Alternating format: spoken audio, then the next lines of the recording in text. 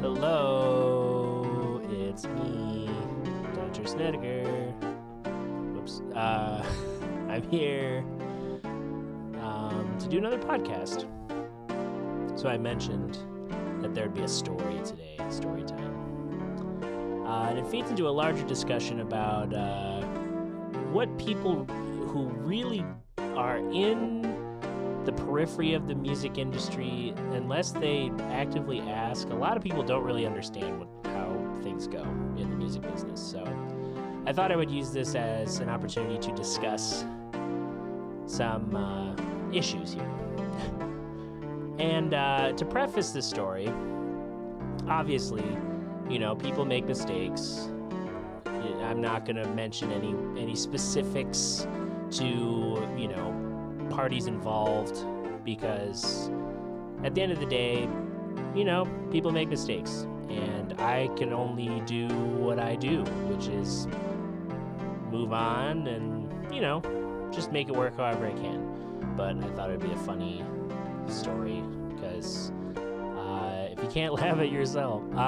But again, for the first time in this podcast, support can be given in many different ways. I got a Patreon, I got social medias, I got a website. All of those things are linked below. Feel free to check them out if you want. You can also check out episodes of my other podcasts, Mitten Backstage and Life is a Piano, but we'll get into this one right now. Here I go again, podcasting all over the place.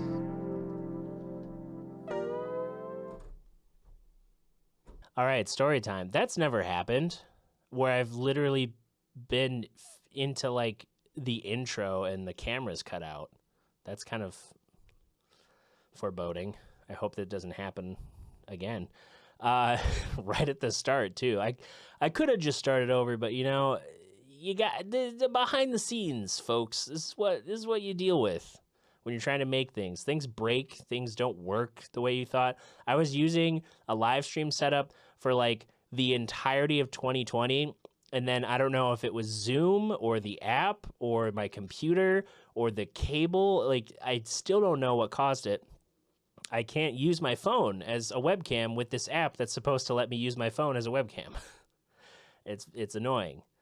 So you just gotta roll the punches and try to set up as much consistency as possible. But I mentioned it was story time. Should that be the story time jingle? Maybe let's do this. The story time jingle should just be like, I don't know, what's a nice key? Maybe not F. No.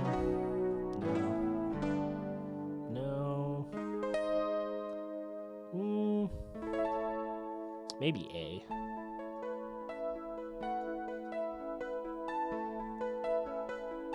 This digital keyboard sound is very, it's like 80s, 90s.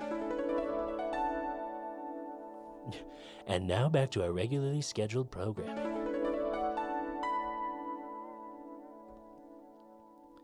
And then it's like,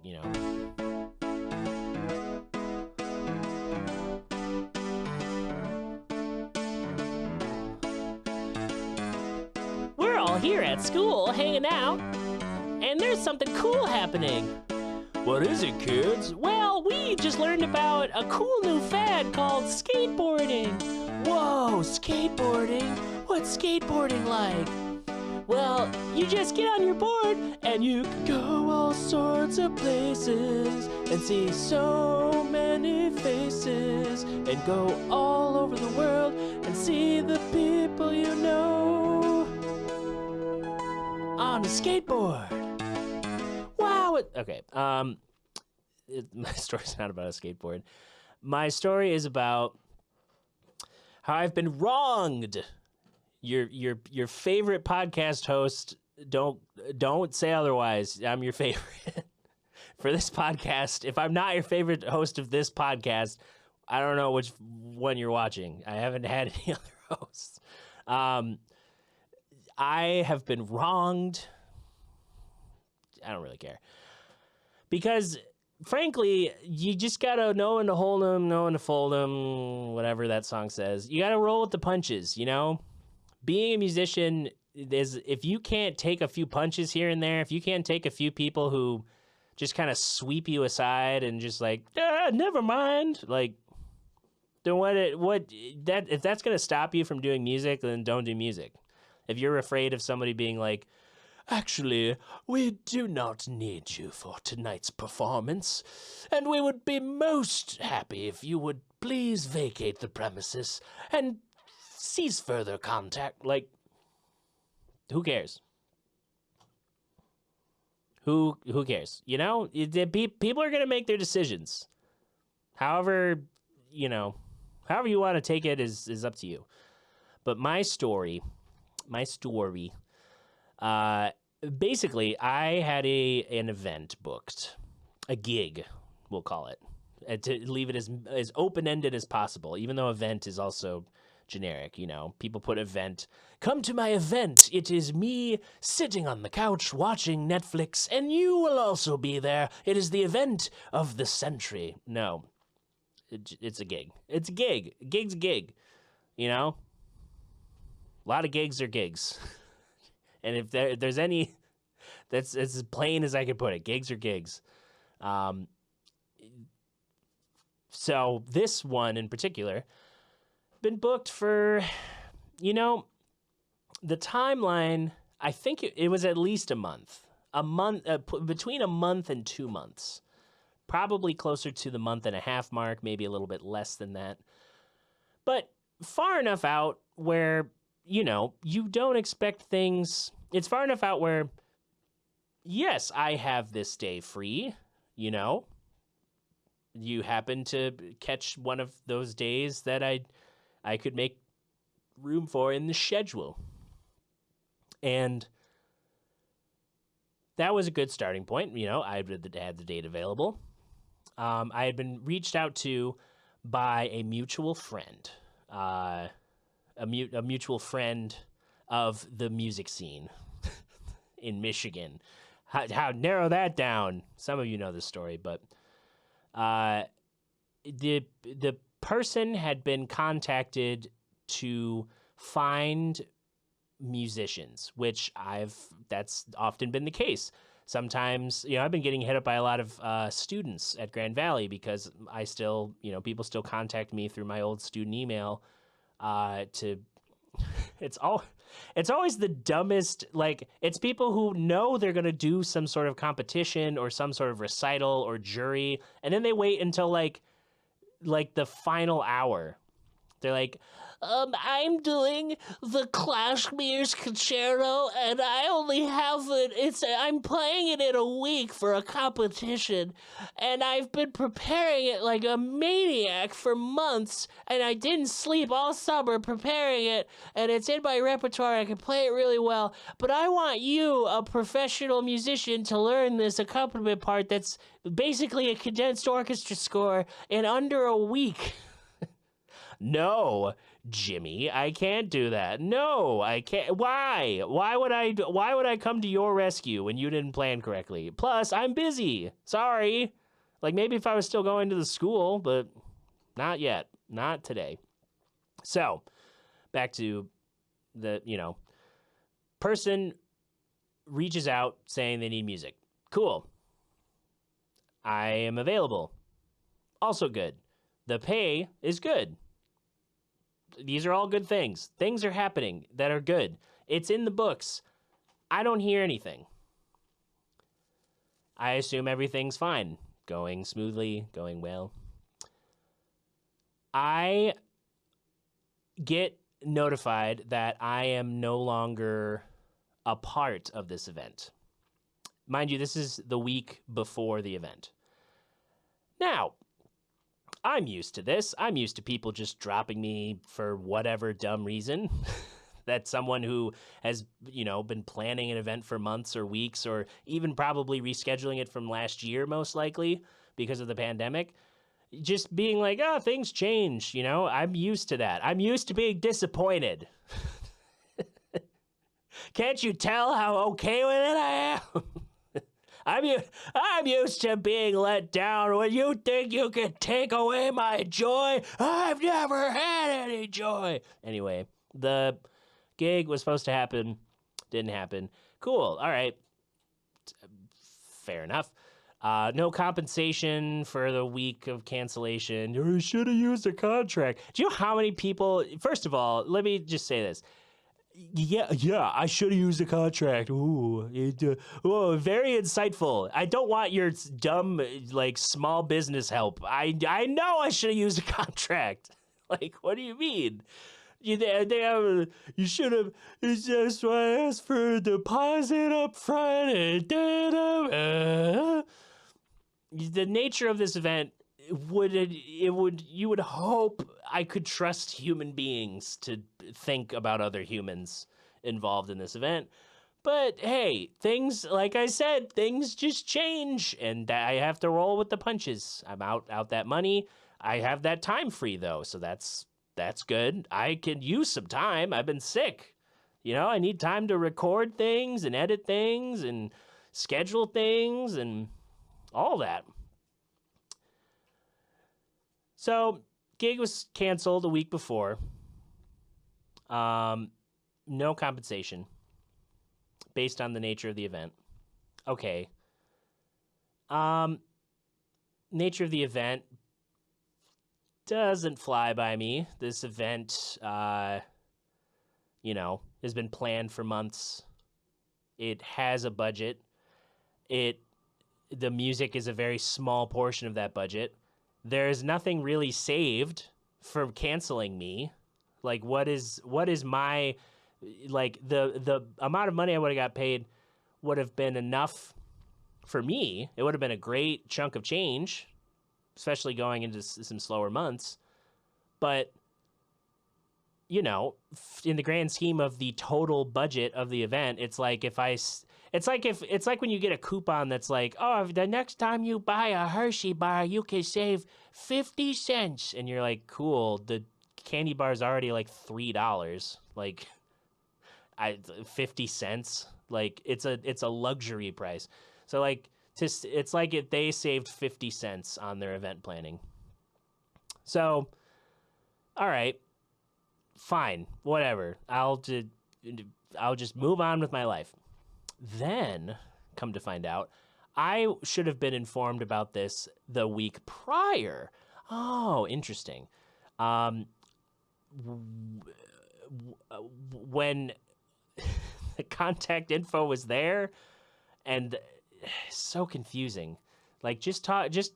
Send an email directly or to the group. If as changes happen, don't just expect people to pass along an event that you're planning. Like, what?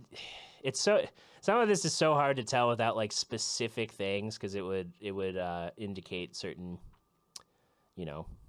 stuff. I'm not thinking this person's ever going to hear this ever forever, but if they do, hey, how's it going? Let me just address it. There will be some things that are my opinion. That doesn't mean I hate you as a person. I'm just having a little goof, because my little goof, all it does is help to educate people. It doesn't affect anything that you do. I'm not asking like, go kids, go, and he should be thrown in the street. Like, no, I'm just goofing because I deal with tragedy through comedy. I deal with the weight of the entire planet by trying to just laugh about it and move on. And some might say, but you're making a podcast about this, so how is that moving on? This is my attempt. It'll fade from my periphery. I'll tell this story, in the future, but not for much longer. It's a story. But so I come to find out, I should have been informed about this the previous week. That would have been still weird, 2 weeks out from a gig when it had been in the books for more than that. But, things change. And then find out from another person involved on the event that they had been approached before I had known that I wasn't going to be playing, that they had been approached to take my slot. And it had made it seem like I wasn't participating for some reason, which, if people who know me around the scene, I'm busy. Things can change. Maybe I had some other thing. Maybe I accidentally double booked myself. I've done that before. Not a ton, and I try very hard not to, because there's a lot of spinning plates and a lot of things I'm trying to do. So then, whatever the situation was, the assumption from this other player had been, oh, the slot's open because Dutcher Snedeker, had voided my involvement with it. I had said, you know what, I'm no longer involved in this event. When in fact, I hadn't even known I was off the event until a few days later. So all of this to say that, all the parties involved, there were some words back and forth. There was, an attempt to try and rectify the situation. Again, like, whatever. It's fine. it's fine. Like, what am I supposed to do? I can't change anything because it's already been set. I can't. What am I gonna go storm the place that the gig would have taken place? No. I'm just going to be like, all right, I guess that's not happening. And when I'm approached again, I will be very weary of working with this person, with this entity, with this event, this gig system. Because the things that were said were like, oh, I have someone in the music business that I know, so I know how it is. Do you? You do. So now, wait a minute. You know willingly that this is how it's. I know how the music business is. I know someone who's in the music business, so I know exactly when and where to do it. If you do, then you should know what it's like to pull the rug out from a freelancer. Because that's what I am. I'm a freelancer. I do not work for Founders Brewing Company anymore part-time. I am my only, I am basically contracting the services of an LLC I haven't made yet, but doing business as myself with different projects and different bands and different, providing different services through different places. So when you pull the rug out from underneath me, all right, that's money I can't plan for. That tightens up the budget more than I wanted to. I wanted to have a little bit extra money for, my vacation, but who needs money? I mean, who ever wanted money, ever, at any quantity? Who wants a savings account? Who wants any of that? Who wants financial stability? Who wants any of those things? You're a musician. You should be speaking to your muses, delighting in the craft and inspiring. I need to pay bills. I can't inspire the generations until I pay my rent, so I'm not on the street. I'm not like struggling to live. It's like. Like, what do you mean? Like, there are some people making insanely creative art and all their needs are met very, very handsomely. Well, you just need to spend more time in the financial end of the business. Once you get your sea legs in the financial part of it, you'll understand how to budget properly. Yes, I know. It's really hard to, though, when your time and energy is put into making things that will hopefully inspire other people to invest in the company that is me. Corporations are people too. Well, hey, look at that. Person being a corporation. I am my own LLC. I am a Dutcher Snedeker pianist and music services enterprises. And everyone's trying to pull me in every single direction and not paying me, apparently. So, but like I said, I'm zen, I'm calm. Look at this. Look at this chord. It's so calm. Everything's so calm. Everything's melting away. A dolphin scurries across the water. Look at the sunset and the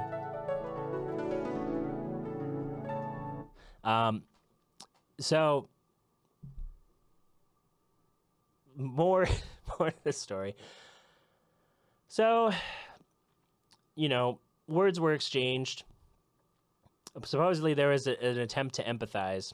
And then the other thing that I thought was weird was saying like, well, it sounds like based on your criticism of how this all went down that you don't want to be added to my roster of musicians.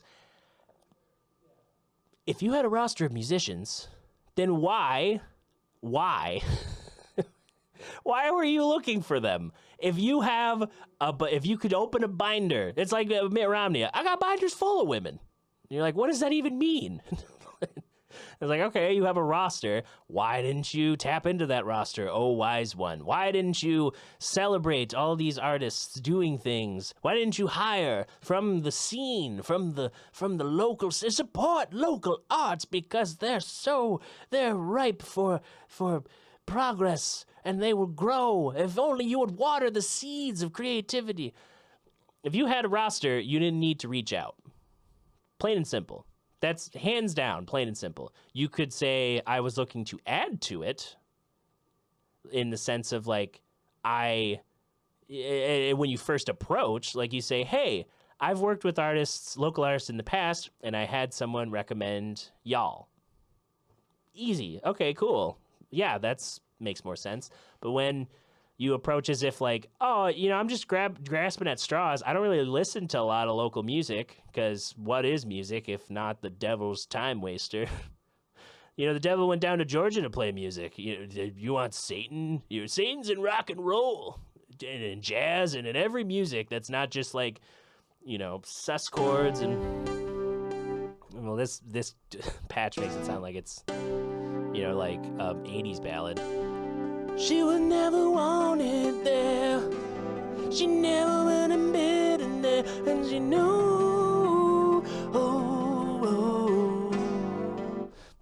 But why the people who are so confident in their ability to like plan things, and then they don't want to admit like, hey, you made a little oopsie.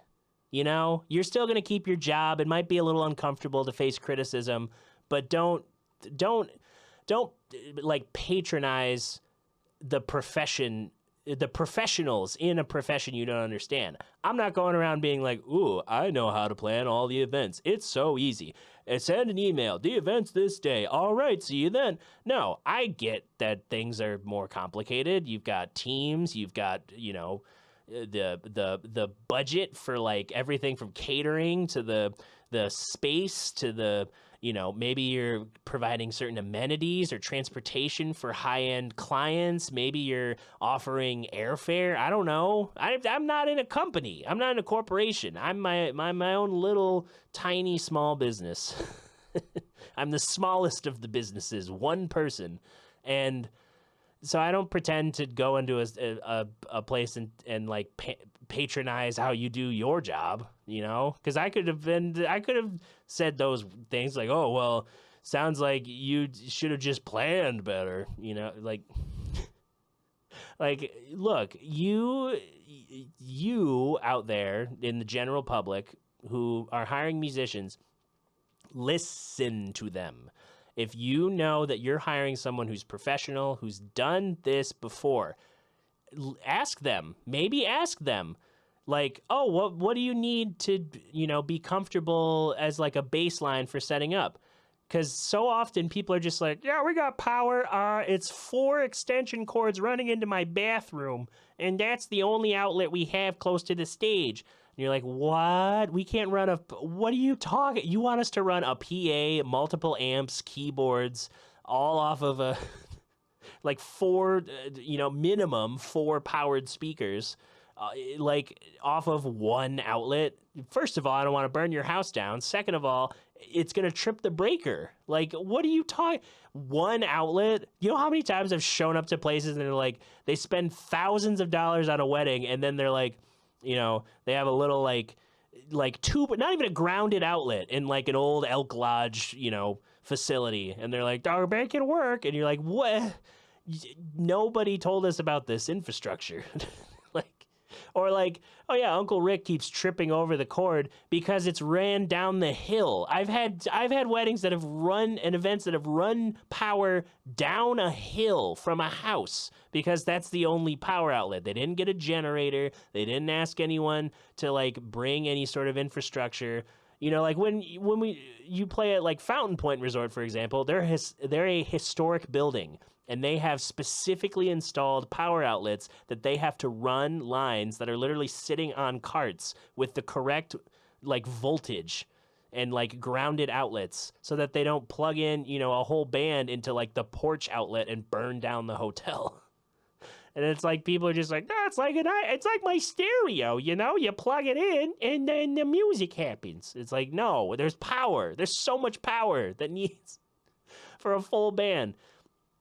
So, you know, event planners, people planning any events, whether it's a position or just, you know, you're just someone planning an event.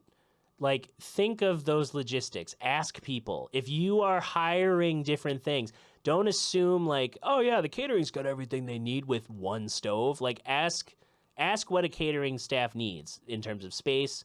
You know, like if you mention the venue, then they can get a head start on understanding what they need to bring. Same with the musicians. Like, give them the rundown. Don't just tell them, yeah, there's power. They have one singular light bulb in the center of the room, and then everything else is broken. Like, it's so easy. Just communicate. Like, just let people know so that we can all do our jobs really well. So that the 10 people that own this state would be like, oh yes, they're so good at their jobs. I'll continue turning timber into tiny pitchforks that I will kill our educational system with. Like, whatever rich people do. I will use this oil well to grease my hair. I don't know. The Hyperwealthy, go read the Pandora Papers. There's probably a bunch of stuff that it's like, oh, they're moving it to other offshore accounts or tax havens in Delaware, you know. But whatever the hyper wealthy do, then there's the people who are definitely wealthy. Then there's the upper middle class, and there's the middle class, and there's lower middle class, and there's the poverty. But hey, isn't it fun when the artists help make a culture and then everyone bulldozes it over because they want to build a new combination loft yoga studio run by some lady named Denise who like bought a poncho from a store and thought it was her spiritual awakening. Anyway, all this to say, if you're, you know, think about when what goes into planning an event. You want everything to go well. You got to think about the little details. You can't just think about like, you know, like, oh, do we have the golden balloon arc for the dumb stage thing? Like, yeah, it's easy. It's a bunch of balloons in an arc. There's a company who probably sets that up. What about just the infrastructure? Load in. What's the process for that? What's the process for, you know, all different types of things? And, you know, run with it. Don't just like sit there thinking, oh, everything's taken care of and I'm going to be fine and nothing's going to go wrong. And but also understand that if you're going to cancel on an artist, you got to give them more time. If you got to know, if you're already confirmed with the musician, you got to in that first week of confirming, be like, hey, we talked it over and we're actually not going to have piano on this. We're only going to have this other type of performance. Cool, that's fine. I won't be hurt. I won't cry. I'm not crying now. I'm just, again, venting in comedy. This is my therapy. Another thing musicians can't afford is therapy. That's why we always make things, because things have to be made so that we can stave off the the crazy and the demons and so many people like that. They're like, this person, Thelonious Monk was bipolar, and that's what made him a superstar. And it's like, nobody wanted to help him. I guess we didn't understand mental illness in that degree, but that's not like art is suffering, and the more people suffer, the more I think it's art. And whatever. Like, again, this is just me, being a little goofy boy, laugh 'em ups, telling the story, letting the youth, the younger youth, the people who are just getting started in music, maybe someone will find this and be like, oh, I'll just use a contract. I'm going to use a contract with every single person I ever do dealings with. And some people, they get offended when they're like, what? But we're friends. Like, I thought we were friends. It was music and the love. Yeah, okay, fine. But it's also a business. It's a business. You can pick and choose. If you know someone's paid you historically on time or well, then maybe you don't need to, you make an invoice and that's your contract. You have some sort of record of payment. Or if it's in cash, you just hide it away, and old man government's like, oh, you squirreled away $200. We're coming for you. Like, really? You're going to come for me? It's like, what am I going to do? I had to pay like $700 last year, and I was like, what? Why? Why did I pay $700 to the IRS for nothing? It felt like they were just like, you're getting all this unemployment money. Sounds like you need to owe us more money. Why? Because the IRS is suffering, even though the Fed can inject thousands upon thousands of dollars into these institutions. Or maybe I'm misrepresenting that. Again, I don't know. The thing I know especially is about music, and when you make something, make a plan, and then I don't hear anything for weeks, and then you say, oh, never mind, that's dumb. That shouldn't have happened. Why did that happen? And to have no further explanation, there wasn't any like, my boss had a change of heart, or, oh, well, there's no piano in the space. I could have brought my own stuff. That's what I was planning on doing anyway. But, if musicians are one thing, we are flexible to a horrifying degree sometimes. We will play in the snow, in the rain. We will put trash bags over our PA equipment and amps to keep a show going, even though it's pouring rain and it's a literal hazard, and we just want people to have a good time, but nobody's there, and you still want people to play in the rain. You know how many times I've had to play in the rain with like my keys getting soaked, and it's just like, oh, well, thanks for playing. It was wonderful. This gig won't cover the replacement of your keyboard, so good thing it didn't break. Like, just think about the logistics of hiring people at all. Even if it's not just musicians, just think about it. Just for a second, don't just think about like, oh, well, our clients, they will get to enjoy a lovely carved roast beef, and then roasted vegetables, and roasted chicken, and roasted everything. And instead of being like, well, what if there's no power? We're throwing this event in a field. Just take 5 seconds and be like, what do musicians normally need if they're bringing their own gear and I'm hiring a pianist? I don't think do they normally bring like one of those like grand pianos? Do they bring those? Do pianists bring those in their Buicks? Can they fit? No. I'm bringing a keyboard that needs power. Just give me give me an extension cord. Oh, well, that's up to the event. Okay, then tell me that. And I'll ask the event planner. Who's the event planner? Oh, it's Macy. You didn't know Macy? No, because no one told me. And I usually have to find out when I get there. Like, hey, it's Marcy. There's the event planner. She's already furious for who knows why, because someone picked eggshell instead of cream for the table set, All right. I think I've said what I need to say. And I think you've heard what you needed to hear. If you want to support musicians, think about the logistics that go into hiring people and doing stuff with people. But if you want to support this podcast, that's even easier. you can go to patreon.com/Dutcher You can go to DutcherSnedeker.com to see everything that I'm doing around the internet. You can follow me on different social media platforms. You can share, like, subscribe, follow, whatever prompt a platform gives you to interact with my content. It helps push it out into the algorithm. Leave a review, leave a comment, leave, a $10,000 bill.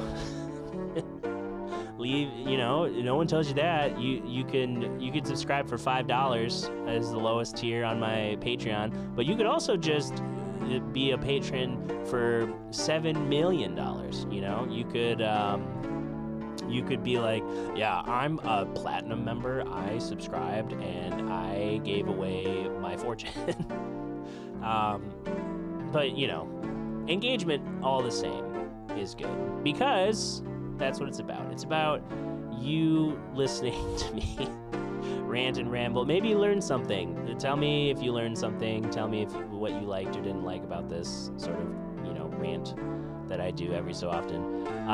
But I appreciate you for taking the time to listen or watch if you're watching on YouTube. And we will see you in the next episode, when I will talk about something after I get home from my vacation, because I'm just going to go hang out at a place with a hot tub that's all to myself, and I'm going to go see music, and I'm going to live my life as a human being, because if I spend too much time indoors, I will explode, because I am realizing that I need some sort of social interaction to alleviate some of the stressors of life, because human contact and an outside perspective leads to growth. Yeah. All right, see you next time.